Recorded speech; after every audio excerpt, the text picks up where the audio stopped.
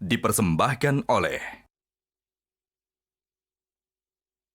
Salah satu yang juga jadi pembicaraan rame adalah kekayaan Anda yang dianggap fantastis, ya. Kalau tidak salah kutip ini 179 miliar, ya, hampir 180 miliar. Anda sekaya itu. Ya itu fakta. Pertanyaan berikutnya tentu dari mana kekayaan itu? Yang jelas sebagian besar itu kan dari istri saya. Karena apa? Kalau dari saya bukan dari keluarga yang berada sekali lah. Tapi sebagian besar memang dari istri saya. Ya mungkin karena secara kebetulan. Tapi yang jelas itu kan juga pilihan, Mas Andi. Pilihan apakah kita ini melaporkan apa adanya atau enggak kan gitu.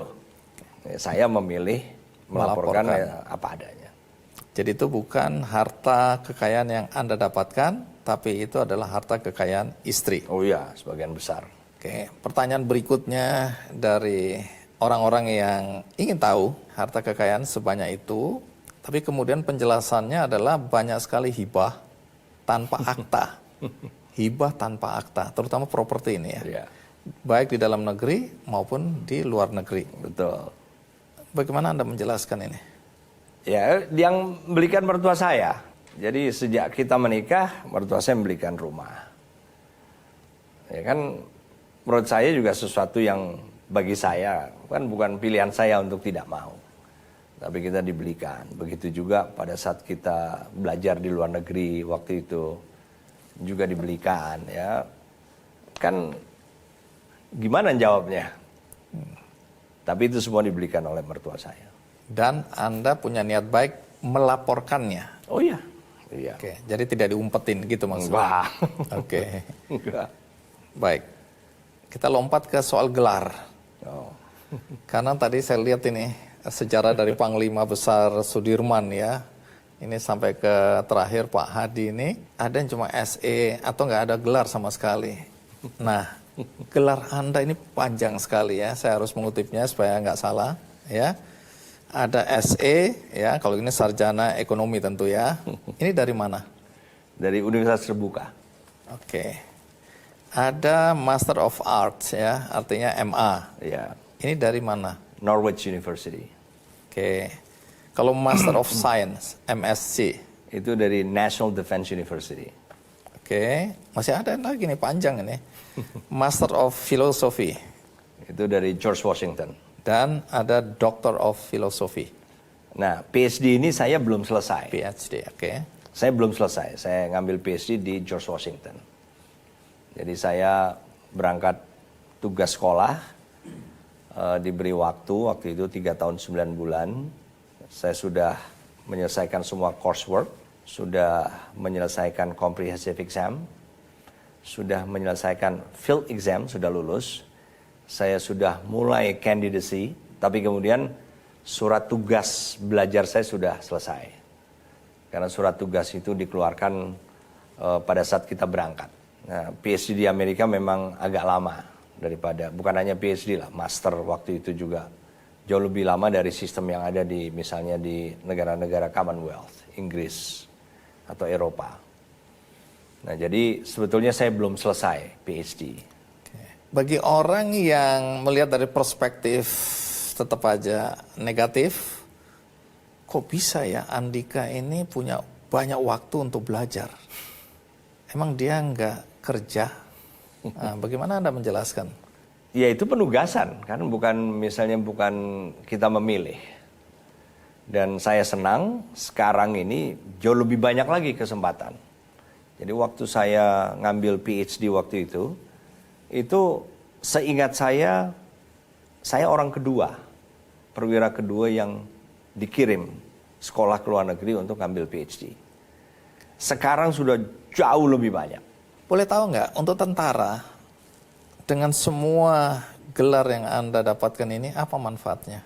S1 saya memang saya ngambil ekonomi. Ngapain ambil ekonomi? Apa pentingnya buat tentara? Waktu itu memang ada beberapa pilihan. Yang satu adalah tata negara. Nah, saya merasa saya sebagai TNI kalau tata negara mungkin saya bisa belajar sambil bekerja aja akan memahami lah. Tapi ekonomi itu adalah bidang yang saya tidak pahami, sama sekali gelap. Oleh karena itu saya merasa tertantang lah. Saya ambil yang saya nggak tahu sama sekali. Kemudian Master of Arts, itu programnya adalah Diplomacy and Military Science. Jadi memang sesuai dengan bidang. Ya, diplomasi dan military science. Sesuai dengan pekerjaan profesi Ini saya. yang kemudian bermanfaat ketika G20 sedang berlangsung. Ya, Oke. sangat berguna. Sangat berguna. Oke. Kemudian Master of Science saya, MSc, di National Security Strategy.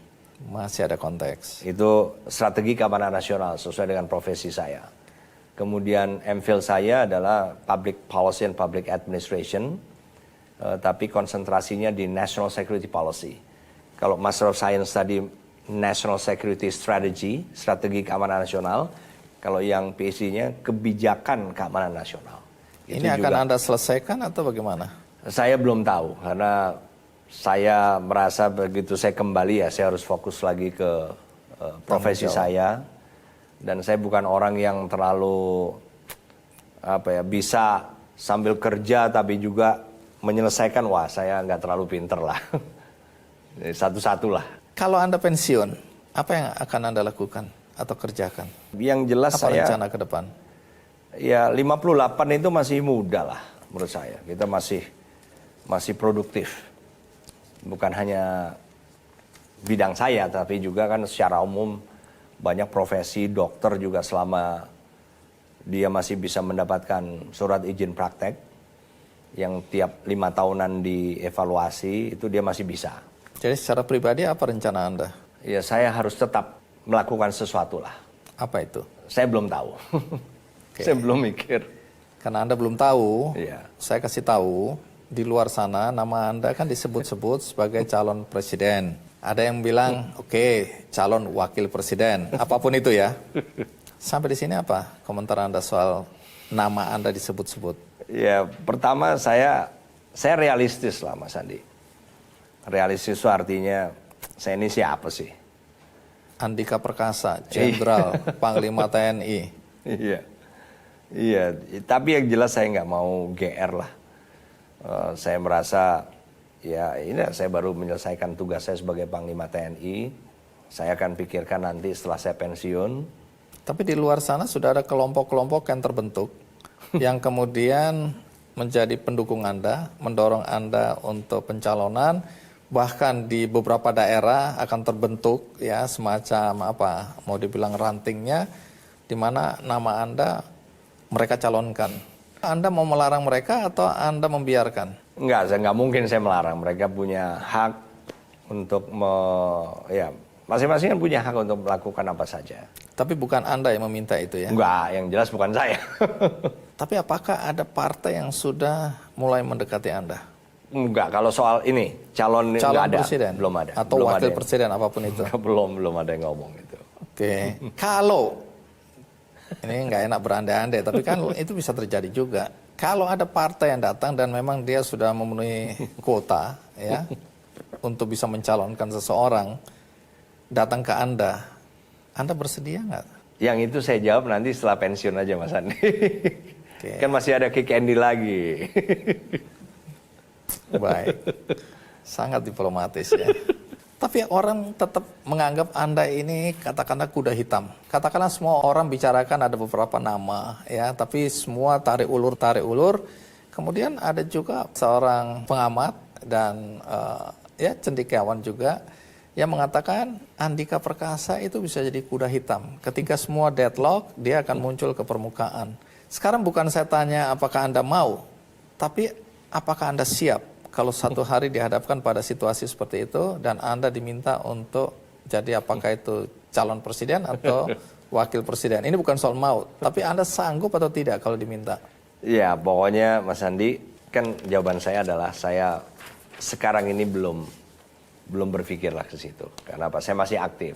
Nanti kalau sudah pensiun mungkin saya mulai berpikir, tapi yang jelas saya tidak ada misalnya mau ke situ atau nggak mau ke situ, nggak ada lah. All options are on the table lah. Oke. Ya, karena itu tadi saya belum tahu apa yang saya mau lakukan, tapi Saya harus produktif, nggak boleh lah kita terus nganggur di rumah, sayang.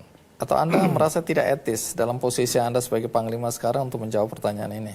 Oh iya, kalau itu udah jelas, kan saya masih aktif. Saya harus netral. Jadi sekarang udah jelas, nggak mungkin lah saya menjawab. Jadi tiap tahun itu kita kehilangan sekitar 700-an Anggota. prajurit, ya, Karena meninggal karena